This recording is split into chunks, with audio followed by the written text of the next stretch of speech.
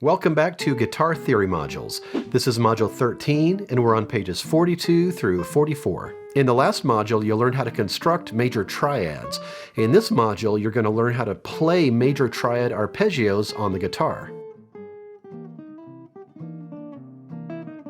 When you strum a chord, you're playing a block chord, or all the notes at once. When you play the notes of a chord one at a time, you're playing an arpeggio. When you're playing an arpeggio, you're outlining a chord, and in this module, I'm going to show you how to outline the major triads you learned about in Module 12. In these fretboard diagrams, the root, third, and the fifth are labeled, and what I'd like you to do is play from the root to the third to the fifth, back to the third, and down to the root again. Make sure you memorize these patterns and practice starting on different notes. In the demonstration, I'm just going to be starting from the 5th fret, but you should learn how to play these arpeggios all over the fretboard. I have fingerings written into these diagrams, but they're not set in stone. Go ahead and experiment with fingerings if you like, and if you find something that works better for you, that's great. Let's check out this major arpeggio with the root on string 6. So I've got a root with finger 4, third with finger 3, fifth with finger 1. And I'm starting this root note on an A, so this would be an A major triad that I'm arpeggiating. Root, 3, 5, 3, root, or you could call it 1, 3, 5, 3, 1. I can play those exact same notes starting with my root note on finger 2. Now I'm playing finger 2 on the root, finger 1 on the third, and finger 4 on the fifth. And this is still an A major triad. Root, 3, 5, 3, root, or 1, 3, 5, 3, 1.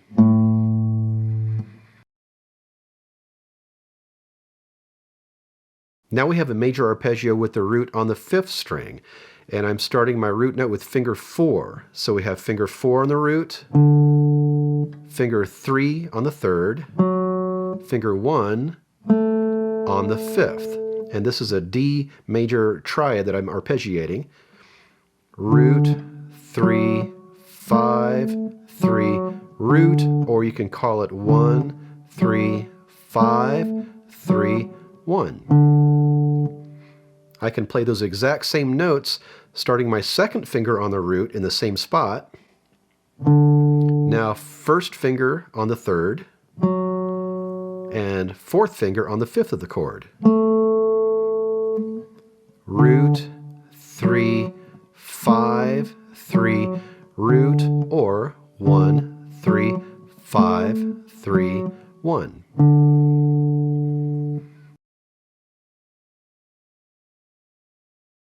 Now we have some major arpeggios with the root on string 4. These will be G major arpeggios because I'm starting on the 5th fret on the 4th string, that G. I've got my third finger on the root, second finger on the third, first finger on the 5th. Root, 3, 5, 3, root, or 1, 3, 5, 3, 1. I can play those exact same notes starting with my second finger on the root. Now I have finger 2 on root, finger 1 on the third, finger 4 on the 5th. Root, 3, 5, 3, root, or 1, 3, 5, 3, 1.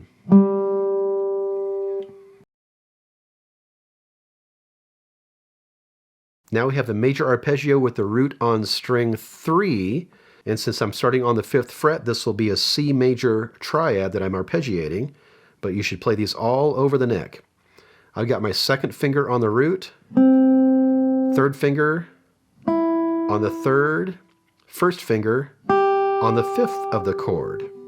root, 3, 5, 3, root, or 1, 3, 5, 3, 1.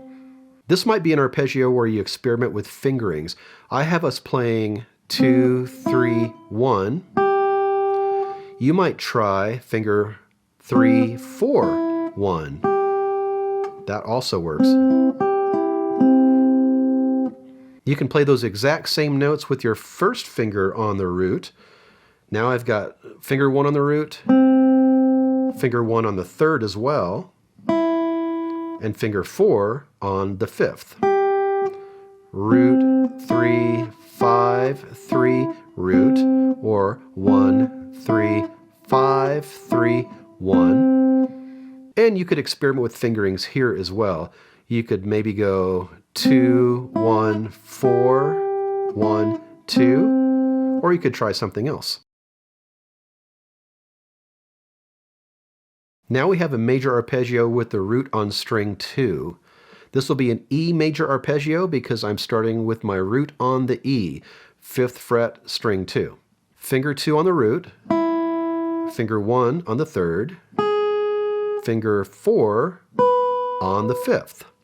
Root, 3, 5, 3, root, or 1, 3, 5, 3, 1.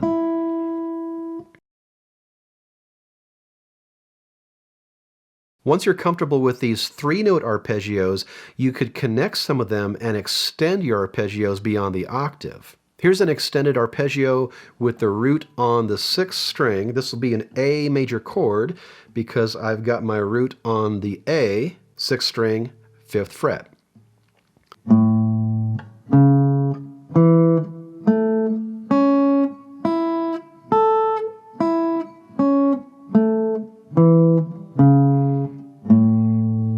So finger 4, 3, 1, 1, 1, 3, 3.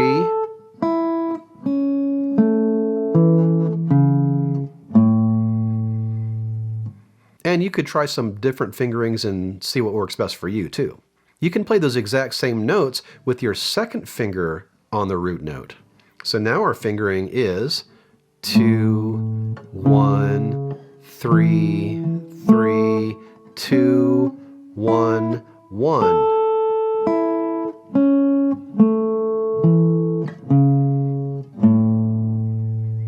And again, experiment with fingerings as much as you like. Here's an extended major arpeggio starting on the 5th string. We have our 4th note on the root. This will be a D major triad because we're starting on the D, string 5, fret 5. So we got finger 4, 3, 1, 2, 1, 4, and then back. 1, 2, 1, 3, 4. And I can play those exact same notes placing my second finger on the root. Now our fingering is 2, 1, 3, 3, 3, 1, and then back. 3, 3, 3, 1, 2. And of course, you can experiment with your own fingerings. I'm going to show you a couple ways you can practice these arpeggios. First, if you just want to train your muscle memory, pick one of these arpeggios, start as low as you can on the fretboard, and then play it all the way up around the 12th fret and then back down, and name your starting note or your root note as you play. Here's a B major triad. Move it up to C major. Name your notes as you go. D flat major, D major, E flat major, E major, F major, G flat major or F sharp, and maybe stop on the G major. Once you've reached that point, work your way down. G major, G flat major, F major, and work your way down all the way back to where you started. And do this with all the patterns. Another way you could practice these arpeggios is to pick one note and then play all of the patterns starting on that note. So let's say we pick the note A flat for our major triad arpeggio practice. You can play this major arpeggio right here. You can start on the low A flat with your fourth finger, or with your second finger. You could play this A flat starting on the fourth string with third finger, or second finger. Here's an A flat on the second string, 9th fret. Or you could do this one starting on the 5th string. If you do this exercise on 2, 3, or 4 notes a day, it's really going to improve your fretboard knowledge. Your assignment for this module is to add these major triad arpeggios into your practice routine the way I just showed you. Since this is going to be an ongoing thing, go ahead and move on to Module 14, but only if you're comfortable writing major triads the way you learned to do in Module 12.